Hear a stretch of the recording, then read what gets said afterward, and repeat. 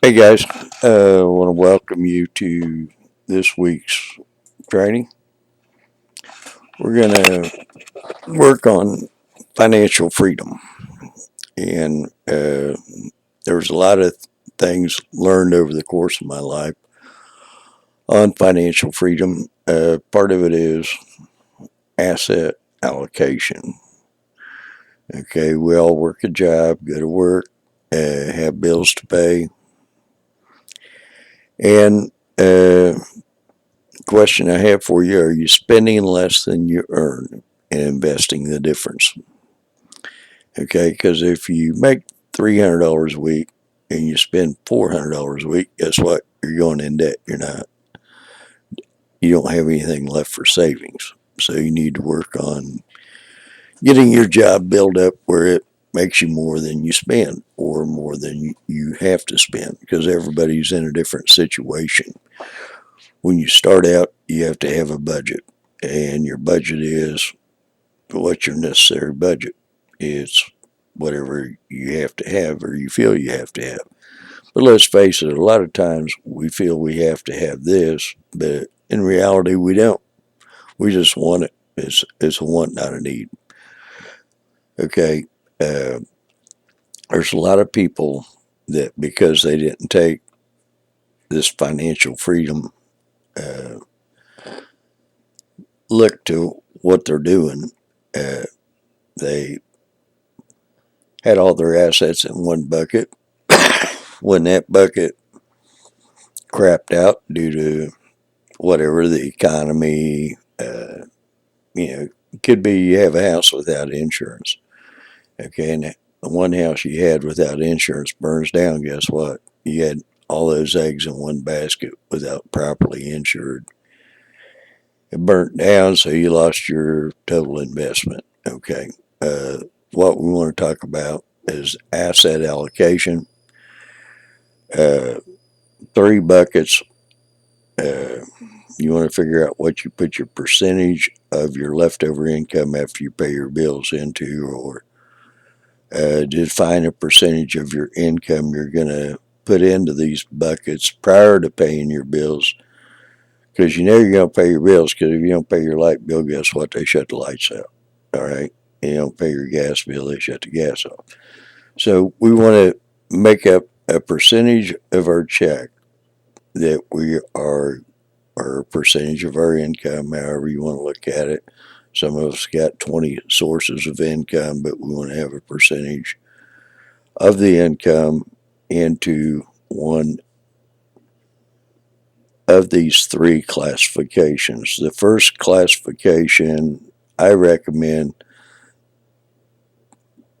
you know, a lot of people want, put 20, 30%. If you're in your 20s, I recommend 30%.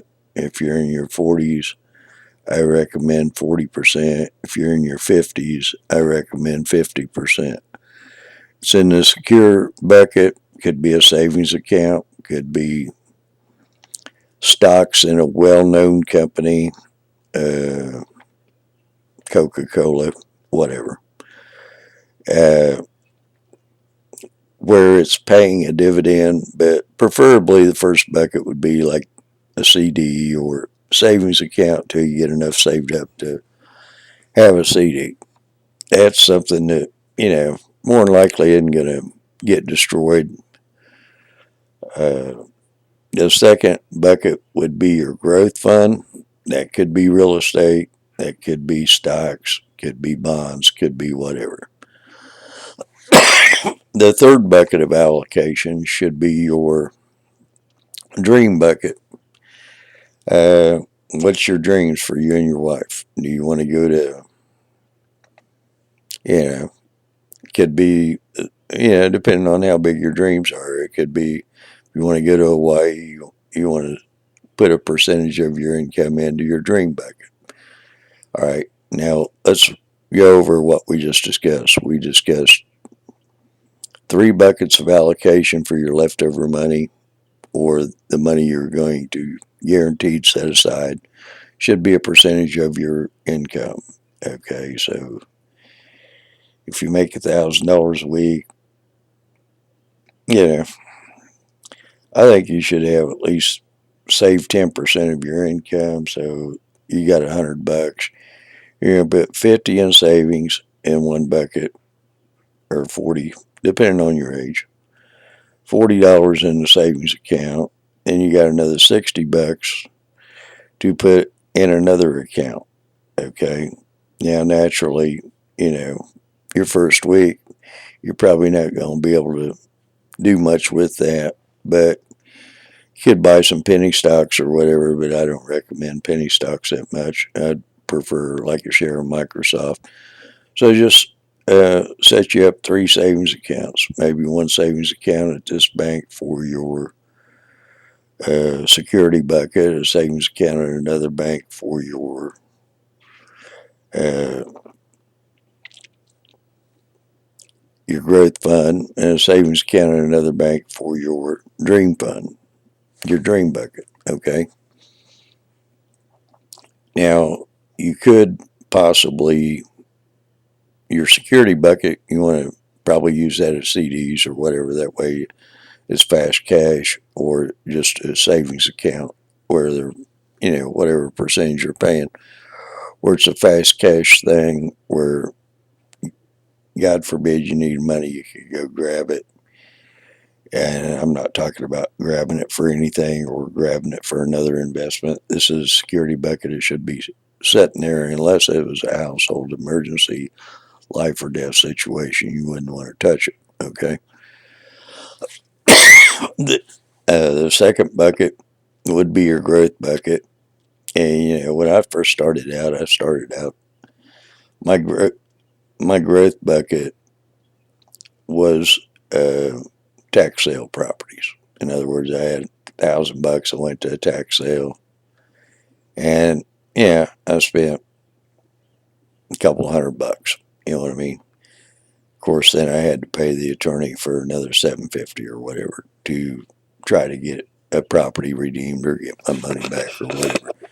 But at that time, the tax sale, if the people redeemed the property, it paid 10%. So that's my growth bucket. Okay. But I didn't have a dream bucket because all I had enough for was my security bucket. My uh, didn't have it allocated correctly. I had a security bucket and basically a growth bucket. I only had two buckets, so it's whatever. But let's go back to it. If you had $1,000 a week income and you put $40 to $50 in your savings, and then you want to put, maybe 20% in each of what's left. If you put 60% in your security bucket, you put 20% in your growth bucket, 20 or 30% in your growth bucket, maybe put 10% in your dream bucket. All right. Uh, a dream bucket, I would probably suggest to use to grow that would be like a bond. You can buy savings bonds that'll produce a little bit more. You'll have to do some research on that. Okay, on your growth bucket, if you want to use growth bucket for real estate, that's great. But you're going to have some money saved up. So it's however you want to project this out. But, you know, asset allocation keeps you from losing your whole shooting match. Are you spending less than you earn and investing the difference? That's my question to you. And then my other question is, what 2 to 3 actions can you take to save more in turn so you can invest more? Could you cut back going out to eat? So if you're a male and you want to take your wife out to eat, and you really, it's like it's your treat to your wife. Hey, stay home and cook for her. If, you know, it'll teach you a new skill, and more importantly, it'll save you money because it's cheaper to eat at home than it is out to eat. Uh, Cook her a dinner at home or whatever. Take your lunch to work. Okay, that's a few things you can do. And another thing I suggest: look at your uh, renegotiate some of the costly plans, such as your cell phone, cable for your home. I also suggest looking at your insurance plan, see if you can cut some money out there. Also, your credit card rates, whatever your credit card rates are, see if you can get those negotiated lower with your credit card provider. And the third thing is, meet with your tax advisor. Are you taking advantage of all the opportunities available to you in your tax bracket? That's another thing. You could put something in a 401k or whatever, contribute to that. What is the ideal asset allocation for you? How would you reallocate the extra money you saved from doing what I've asked you to do? On your bucket allocations, how would you reallocate that security, growth, and dream bucket?